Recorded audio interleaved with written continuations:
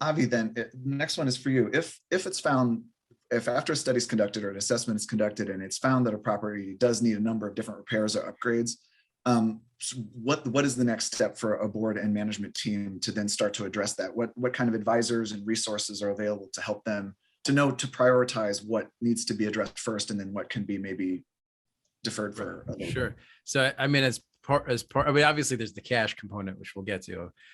You want to have to be able to fund those projects, but the first, prioritization is based on useful life. So a lot of those reports, when those engineers will come in and do, depending on how extensive of a survey they're doing, and say, the boiler has 5 years, the roof has 10 years, the elevator has 20 years, just to give an example. So that's one place to start and say, I want to do, we're going to do things that the engineer is saying will go bad quicker.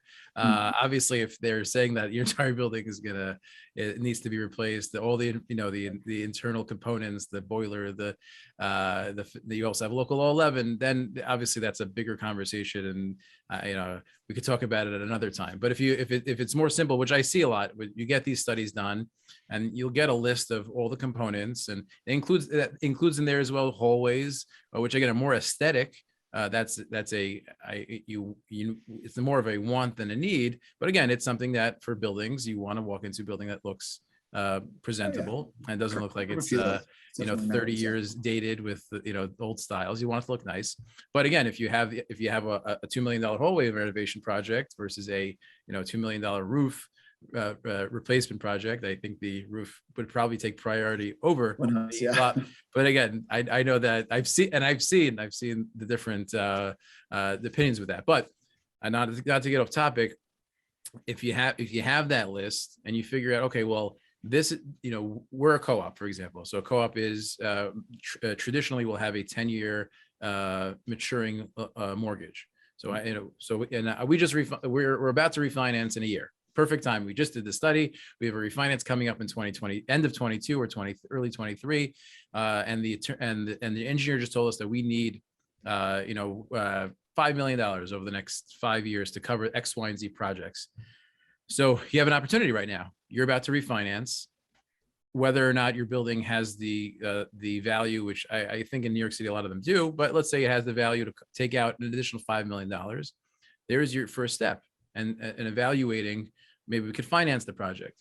Some boards will say, well, I don't want to take out an additional $5 million of debt. I like to only take out 2.5 or 2 or 3, and we'll fund the rest with an assessment. Or we have a very large flip tax, which again is a whole another seminar in and of itself, the value of flip tax and transfer fees.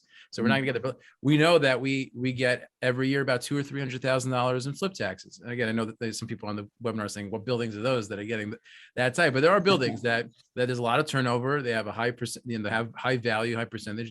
They're collecting that much in flip taxes a year.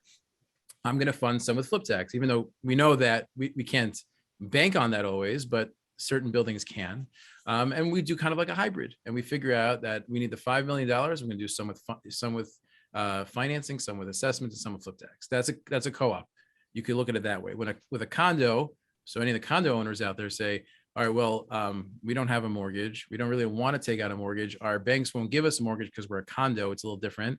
We don't have a flip tax. What are the options? So if you go back 10 years and it's actually resurfacing itself, and I don't want to get into full details about it, Fannie Mae about 10, 12 years ago implemented a 10% reserve allocation as part of their budget. They required that condominiums, as part of the the collapse back then, to have a line item of 10% of common charges, which I just read up recently was increased to now 10% of all revenue. But I haven't confirmed that. I just read that from a source, so I don't quote me on it yet. It just came up the other day. So even so, let's say you have $3 million in common charges, $1 million in common charges, 10% a year, and you're putting that away as part of that requirement into your reserve account. That helps you get to your goal. And that's something also to look at. I have seen a lot of condominiums now do more funding through financing, but I think we could talk about, I've been talking for a little bit, so we could talk about that in a few minutes, but those are kind of different options. just to summarize, look at what's the priority, and then see your different avenues that are coming up ahead of you.